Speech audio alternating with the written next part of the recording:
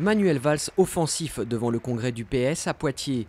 Au deuxième jour d'un congrès sans véritable enjeu, le Premier ministre a affiché son réformisme tout en déclarant son amour au Parti socialiste. Et alors que la perspective de la présidentielle de 2017 se profile, il a rendu un vibrant hommage à François Hollande et critiqué durement Nicolas Sarkozy.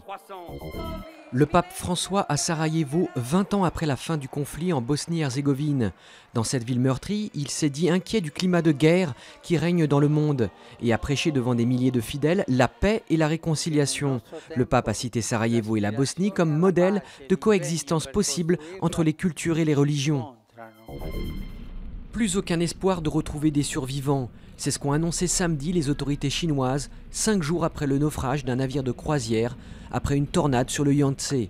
Avec 396 morts confirmés et 46 passagers disparus, c'est la pire catastrophe maritime en Chine depuis près de 70 ans.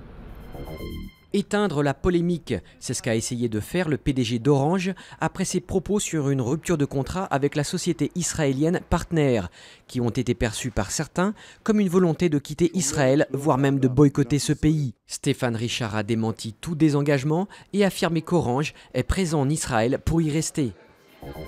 Aller là où l'homme ne peut pas, comme par exemple une centrale nucléaire après un accident.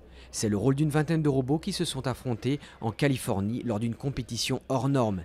Ici, pas de combat comme dans le film Transformers, mais une course d'obstacles avec des portes, des débris ou des escaliers à passer.